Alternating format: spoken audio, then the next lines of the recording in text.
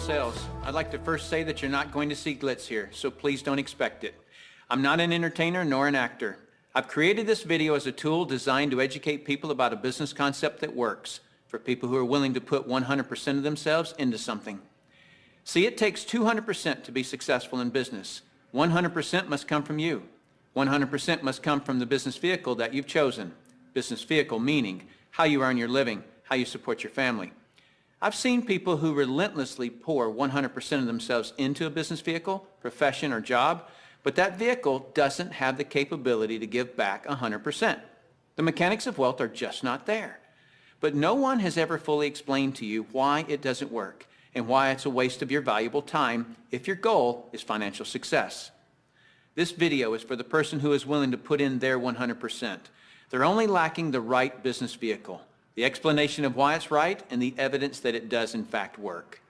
Even though I say you must put in 100%, that doesn't mean that you have to work it full time. I didn't. That doesn't mean you have to sacrifice your family time, nor does it mean you have to have prior experience. I didn't. What you'll learn right here has allowed me to build a $25 million company. Now, a $25 million company has certainly been done before. However, this was done where no employees were required. No accounts receivable, no accounts payable, no overhead, and very little inventory. Recently, I said those words to a business owner who said back to me, "Sounds too good to be true." My response back to him was, "Is that a good enough reason to stop looking?" He paused for a couple of seconds and he said, "That wouldn't be very smart, would it?" What I suggest you do is not just watch this information, but study it. What I want to do first is create an equal playing field between people who know how to evaluate a business and those who don't. Because me explaining this business wouldn't be very effective until you understand how to place value to a business. The simplest thing for someone to do when they don't understand something is to go, it doesn't work. The way I'll accomplish this equal playing field is to give you 4 main principles to look for in a business. Number 1 is a huge expanding market. If you were the best vinyl record producer in the world, would it matter today? No. It doesn't matter how good you are in an industry that's eroding. Number 2 is a unique and consumable product. I'll cover unique first. If you don't have a unique product, then you compete on price and convenience. Who has the best price? Who's closest to the customer? Yet if you have uniqueness, then people must come to you. Next is consumable. If you have a non-consumable product, you're basically unemployed until your next sell. You want the repeat sales of consumable products. Whether it's every time someone picks up the telephone, connects to the internet, renews a membership, turns on the electricity, or gets to the bottom of a box or a bottle, you want those repeating commissions because it can pay you again and again. Number 3 is timing. Primarily here I'm talking about trends in timing. During all cycles of the economy, there are people who are making money and losing money. The makers are the ones in front of large trends. The losers disregard trends. How do you get in front of large trends? You study what creates them. Without any hesitation, in today's society, it's the baby boom generation that creates the largest trends. The baby boomers are a group of babies born between 1946 and 1964. There were 76 million of them born in the United States, 1 billion of them worldwide. Why is this group so talked about? They're 1/3 of the U.S. population and control 65% of all the money. I've likened the magnitude of all those babies to a basketball moving through a garden hose. They reshape every industry they go through. See, if you can predict where this basketball is going down the garden hose, you possess the ability to make fortunes. I want to give you some historical examples of the obvious buying patterns of these boomers. It started with a company called Gerber back in 1940, who were barely known. But by 1955, just 10 years after the boomers were born, they had sold 1.8 billion jars of strained baby food. As the boomers took their first steps, it was Buster Brown and Kenny Shoes. When the boomers went out to play, Mattel and Hasbro got rich providing toys to this young group. In 1957, we built more elementary schools in the U.S. in 1 year just to handle the overflow than we did in any 12-year period before or after. As the boomers went through their teens, Dairy Queen, McDonald's, Kentucky Fried Chicken became billion-dollar companies feeding the boomers. When the boomers moved through their 20s and 30s, which was in the mid-70s, what was the industry to be in? Real estate. Why? Because the boomers had heard from their parents one time too many, as long as you're living under my roof, you'll do as I say. So they wanted their own roof. which created a 15-year real estate boom. And people are still talking today about the great time frame to be in real estate. Then what happened to the real estate market in the late 80s? It began its decline. Why? The basketball had moved through the real estate industry. Another example of this is the U.S. stock market. Several years ago, I heard a stock market analyst speaking on the radio saying that he just couldn't believe the stock market had a 15-year rise. Notice the number 15 years keeps coming up. Anyone with a good understanding of the baby boomers could have seen this coming and profited from the recent stock market activity. Why does this 15-year number keep coming up? Because the baby boomers were born between 1946 and 1964. And so 18 years separates the front edge from the back edge. A very important number for you. If you look for trends on the front side of the basketball, you get the full 18 years for your products to be popular. That's the reason you study the nose of the basketball. So your business, no matter what your business is to be looking at what industries are expanding or which industries are about to expand.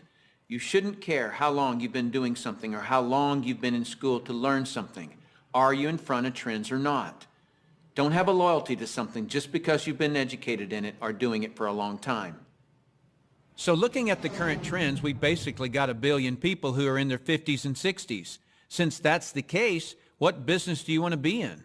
Let's look at some obvious current and future trends. Health and looking younger are going to be tremendous trends. The boomers do not like what aging is doing to them. So products that fend off aging as well as vanity issues will continue to boom. Businesses that focus on retirement issues will do very well. The crux of it will start with the boomers having enough money to retire. Businesses that offer ways to make money will obviously flourish. Legal matters such as wills and estate planning will become large trends. Efficiencies will also grow. The television was too far away from the couch for the boomers, so they invented the remote control device. Today, they have their entire library of books and music in their cell phones. The boomers have always been enamored with technologies that make life easier. These technologies will actually create industries. For example, the computer created the need for antivirus software. The internet has created a need for identity theft protection and firewalls. But there will be many additional industries created by the computer and internet technologies. It is the computer plus the internet that made the iPod, iPad, and iPhone possible. As a side note, the baby boomers are not the only trendsetters. They are just the largest and have most of the money. As the world becomes one, the international market will play a big role, as well as the group born just after the baby boomers that are known as Generation X. But remember, the boomers control 65% of all the money. So when a bright Generation X person creates a great new product or service, they must make it simple enough that a baby boomer can understand it. Otherwise, that product will not reach mass acceptance. Those are some of the big trends. So if you want to be brilliantly compensated, you must focus on industries and companies that have positioned themselves in front of these trends. All right, let's move forward. Number 4 is leverage. I'm going to spend some time on this one because we're not really taught this in our society. We're taught to go get a good education, build a resume, and exchange our expertise for someone's dollars. The problem with that is if we're not exchanging our expertise, we're not making any dollars. So vacation time is costly. A walk around the golf course, costly. Family time, although extremely important, is costly. I'll define the word leverage as an increased means by which to attain something. One form of leverage is investing $5 million and earning 10% interest, which will yield you about 41 grand a month in income. So whether you're enjoying family time or playing golf or vacationing, you're still enjoying 41 grand a month in income. You're leveraging off your money. That's a leverage everyone would love, but very few have it. Let me explain another kind of leverage that's available to everyone, including yourself. Incidentally, if you get nothing more out of this video than a better understanding of this little simple concept I'm going to explain, you'll have gained something very valuable for watching it. Imagine, if you will, you own a company. You employ just one person, me. I work for 8 hours on Monday. You work for the same 8 hours on Monday that I do. Now listen closely. You get paid on 16 hours worth of work, because you take a portion of my productivity as income back to yourself. You're leveraging off my efforts because I'm your employee. So theoretically, the more employees you have working for you, the more leverage you have. However, have you ever had employees? If you have, you know that in theory, hiring employees sounds great, but it's very difficult to reach leverage through employees. I've heard it said that if you have one employee, you have one headache. If you have 100 employees, you run an adult daycare center. And the reason being is this: no employee will ever work as hard for your company as you will, because they don't own it. Here's my rule of thumb for reaching true leverage. If there's one sentence that epitomizes the entire video, it would be this: to have true leverage, you must create a situation where everyone has the same amount to gain. Only then do you have true leverage.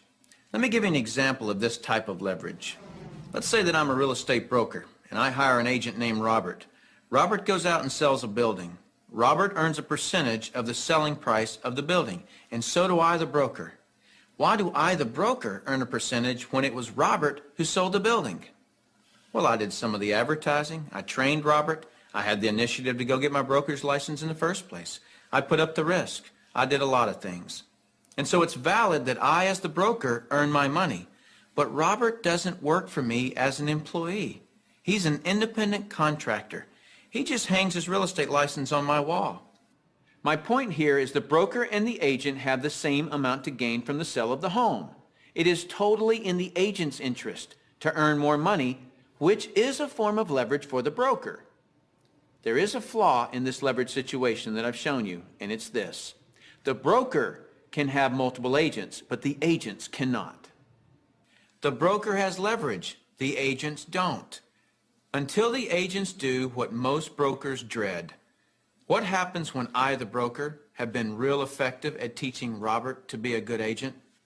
What's Robert going to want to do in a couple of years? Be his own broker, right?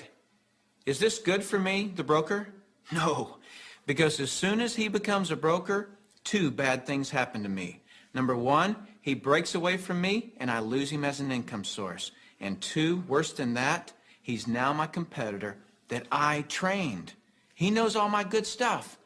By the way, this doesn't just happen in the real estate industry. It happens in practically every industry. Have you ever heard the expression, "I'm just going to work there for experience"? What does that mean? It means I'm going to strip them of their knowledge and then go do it myself. If you're a business owner, how many people have you trained who are no longer working for you? How many people have you trained to be your competitors? Well, this gets worse. Let's say that Robert is now a broker right down the street. What will he do now that he's a broker? He'll go out and hire his own agents. And let's say one of those agents is Linda. Linda also eventually wants to be a broker. So she becomes a competitor to me that I indirectly trained, as well as Robert, who I directly trained. And this continues on and on. I actually created a chain of competitors that I trained. What if we did a whole paradigm shift? Here's where this becomes brilliant. Let's say instead I'm going to empower Robert to become a broker. I want him to become a broker from day one. See, the only way that you or I can retain a leader is provide him or her with the same opportunity for growth that we have. Hence, an opportunity where everyone has the same amount to gain. So from day one, I'm going to encourage Robert to be a broker. And when he does, he doesn't break away from me and become my competitor. He shifts from agent to broker, which now allows him to sponsor his own agents. Now, to create an incentive for me, the broker, to always help Robert and his agents, I'm still going to earn a percentage of what he and his agents sell. And shouldn't I? I trained him. I put up the risk and all those reasons I mentioned earlier. Now, the percentage I earn from Robert and his organization should be a lot smaller than when he was an agent, but I should still earn a percentage. That's my incentive to keep working with them. Now, some people look at this and say, gosh, isn't that one of those pyramids? And what's the perception of a pyramid? People at the top making all the money and the people down below do all the work, right? Isn't that the perception of a pyramid? Let me explain why this is not a pyramid and why people at the top don't necessarily make all the money. Let me just make a quick point before I discuss the pyramid issue. It's not the geometric shape that people have a problem with, This geometric shape is probably the shape of your family tree, the shape of our government. To the architect, it's the strongest structure known to man. Every organizational structure in the world is this shape. So the shape isn't the problem. However, that perception, people at the top earn all the money, let me illustrate that for you. Here's a typical corporation. At the top, you have a CEO, which stands for Chief Executive Officer. Does the president earn more money than the CEO? Not normally. How about below the president? Do any of the vice presidents earn more money than the president? No. Let me ask this question, and I want you to really think about it. What would happen if some of the vice presidents of a corporation made more money than the president? Really, what would happen? Talk about total confusion. This whole process is called delegation. Each level of the corporation earns less income. The reason the president can tell the vice president what to do is because they make more money. So the corporate structure is people at the top making the majority of the money, and the people at the bottom do not. The CEO of any corporation earns off the productivity of, or is leveraged off of, everyone in his or her corporation. Whether that CEO personally hired every employee or someone else in the company hires them. So the CEO, and only the CEO, earns on multiple levels of his or her company. And the model that I'm suggesting as being brilliant is where you, the individual, are given that same opportunity to earn on multiple levels of brokers and agents, just as the CEO of a corporation is. From here on, I'll refer to this form of marketing as network marketing. In network marketing, you, the individual, are given the opportunity to earn off the productivity of the people in your organization, whether you personally sponsor them or someone in your organization sponsors them. Remember that I said to reach true leverage, you must create a situation where everyone has the same amount to gain. Well, that's what I just described. Here's what makes the network marketing structure the absolute fairest structure available. In most network marketing companies, everyone can earn a certain number of levels deep of the organization they build. Everyone in the company can earn that same number of levels deep, like maybe 4 levels deep or 6 levels deep. Let's say we use 4 levels. So if you build an organization to be more productive, then you would earn more money than I would, even if you were in my organization. In the example shown, you would earn on 3 levels I couldn't reach, because everyone gets the same number of levels. There are people in my organization right now that earn more money than I do. Do you know what I call that? Fair. Shouldn't it be that way? I mean, take any structure. Shouldn't the most productive person in that structure make the most money? Now I'd like to show you an interview that I did a few years ago with Dr. Charles King, who holds a PhD from Harvard and is a professor of marketing at the University of Illinois at Chicago, who actually teaches network marketing at the university. Dr. King, we're delighted to have you here. I'm pleased to be here, Tim. Dr. King, could you tell us a little of your education and your business background? Tim, I'm a professor of marketing at the University of Illinois at Chicago. I got my bachelor's and master's degrees from the University of Texas in Austin, spent a tour of duty with the Exxon Corporation, and then returned to get my doctorate in business administration from Harvard University. More important to this discussion, over the last 6 years, I've been involved in doing research, teaching, and consulting in network marketing. So coming from such a conservative school, and I know you a little bit, and I know you to be very conservative, what caused you to look at network marketing to begin with? In 1990, we had a major economic recession in the United States. The Midwest and Chicago particularly were very badly hit. As a result, the interviewers stopped coming to campus. We were graduating hundreds of students a semester, and they weren't getting jobs. Our alumni were coming back to us, losing their jobs, looking for help, and we had nothing to offer them. Now, I started looking, because of my background in business consulting, at alternative career paths. I went out and I looked at starting your own business, at home-based businesses. I looked at franchising. I looked at direct selling. And in the direct selling arena, I backed into network marketing. Now, I was very cynical, skeptical. Tim, I was negative about network marketing. They don't teach network marketing at the Harvard Business School, and I didn't know much about it. The end result was one of my students who was on the team asked me, "Why are you so negative about network marketing?" I looked at that young man and I said, "Son, I know enough to know I don't want to know any more." That student looked at me and he said, "Professor, if I gave you that answer to that question with no more information than you have, you would give me an F." I turned to him and I said, "Son, you're absolutely right. I have no basis for that conclusion. You just made an A." As a result, we went to the library, we went to meetings, and for the next 6 months, we did due diligence on the network marketing industry. I visited the top companies. I talked to network marketing leaders. I became an evangelist. In 1990-91, we started teaching network marketing in the marketing curriculum at the university. Suppose you run across the super skeptic. What advice do you have for them? Tim, I would recommend they do precisely what I did. I was a super skeptic. I did my due diligence, I investigated the industry, and I drew my own conclusions. I strongly recommend that you do your due diligence and then begin to define precisely what role you want to play in the network marketing industry. Set realistic expectations. If there's a single cause for failure in this industry, it's the get-rich-quick syndrome, thinking that you can come into the industry and make enormous sums of money with no work. I argue, by contrast, that if you set realistic expectations, you develop a plan of action to guide your business development, you can be successful. And that's coming from a Harvard Business School graduate who was a true skeptic, but through due diligence, he learned the truth.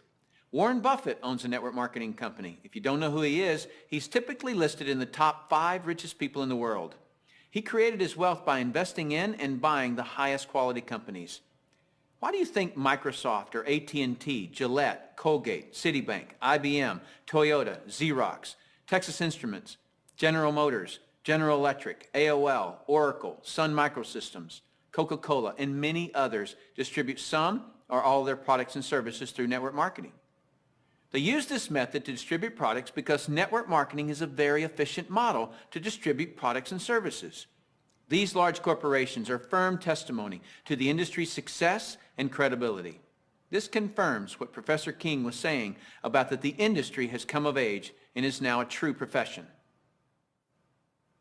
The reason so many people are coming into network marketing is because people want control of their life. They want a quality of life, and network marketing truly offers that. I hear people all the time complaining that they are too busy or don't have enough time. People act as though time owns them instead of them owning time. Have you ever noticed that there are people who, with 24 hours, earn $10,000 a year, and there are people in the same 24 hours who earn $10 million a year? Let me explain the difference. I've heard people say this phrase: "It's easier to just do it myself than try to get other people to do it." Whenever I hear that phrase, I know that person just nailed their feet to the floor. All they can do is expend their time, not invest their time. Here's a secret. Wealth is hidden from those who must do it all themselves. Wealth exposes itself to those patient enough to train others. When you understand the power of educating and empowering others so that you get more done, you're truly on your way to wealth. Now, with that understanding of the importance of training others so you get more done, look at network marketing, and you'll see why I call it brilliant compensation. In network marketing, what you teach and train others to do is duplicate what you do, which is to find and train others. This is actually multiplying you. That's why I say, next to your spiritual growth and your family, there is nothing in the world you can do that will reward you better than investing your time in network marketing. I'd like to cover one last thing in closing, which I feel is one of the most important points for you to fully understand the value of network marketing. Let me illustrate something to you that is so profound. What's the maximum number of hours you could work in a day? 24 hours, right? So if you didn't sleep all day, you could work 24 straight hours. What if you didn't sleep for a whole year? You could actually work 8,760 hours in 1 year. But that's the maximum number of hours you could work in a year. I have 56,000 people in my organization worldwide. Well, let's suppose that all 56,000 people work just 1 hour out of a year. 56,000 people times 1 hour each equals 56,000 hours of work that I'm being paid on. Well, for most people to earn on 56,000 hours of work, they'd have to work for over 6 years, 24 hours a day without sleep to put in the same amount of hours that I could in 1 hour a year. Let me throw in something really ridiculous. Suppose all my 56,000 people worked 1 8-hour day in a year. 56,000 people times 8 hours is 448,000 hours I'm being paid on. Well, it would take most people working over 51 years, 24 hours a day, to do what I could do in 8 hours a year. 8 hours in 1 year versus 51 years working 24 hours a day? Doesn't seem fair, does it? It's definitely not fair. What's not fair is that you haven't understood this until today, and other people have. But now that you understand it, take responsibility for it. Don't go running and try to create reasons why you can't do this. You can do this. I don't say any of this to impress you. I don't need to impress you. This is an educational-only video. My purpose in creating this tool is to contribute back to that woodpile that so generously gave to me. Because network marketing has given me a lifestyle I previously couldn't have imagined. And because network marketing has given me total financial and time freedom, I feel it my responsibility to explain the industry in an understandable way. So I say all of this only to impress upon you that the difference between the wealthy and everyone else is leverage. You've got to understand that. And nothing gives you, the individual, leverage in such an ethical way like network marketing can. So go get a pad of paper, write down what you really want in life. Then call the person who gave you this video and tell them whether you're an A, B, or C. C is see you later. No thanks. That's fine with us because your relationship with the person who gave you this video is more important to us than anything. Or you're a B. A B is I may be. I want to first explore the product. If that's you, then do that. Don't procrastinate. The #1 killer of financial success is procrastination. People just putting it off until tomorrow, and they've somehow convinced themselves that they'll actually do it tomorrow. You know what I'm talking about. As soon as I'm done with this project, then I'll have more time. Or as soon as little Jimmy gets back to school, then I can, and they never do. If a person has an excuse, they have all they need to fail. Don't let that be you. Get your product today. Or you're an A, and that means absolutely. No, you don't have all your questions answered, but you see enough to start and begin your training. Very well done to you in your ability to make a decision. If it's late at night and you just watch this, don't be concerned that the person who gave this to you is sleeping right now. They'll be up. And if they're not, wake them up. Tell them, hey, now that I understand this thing, I can't sleep. And if I can't sleep, you're not going to sleep. Believe me, they'll appreciate that call. So call that person and tell them whether you're an A, B, or C. That's it. Join us. You'll be glad you did. Now is the right time, the smart time. Thank you for taking the time to view this video. I hope it's been educational to you. What I really hope is that you'll put this information to good use. Next, you'll see some common questions that you can interact with. I look forward to working with you, should our paths cross. I'm Tim Sales.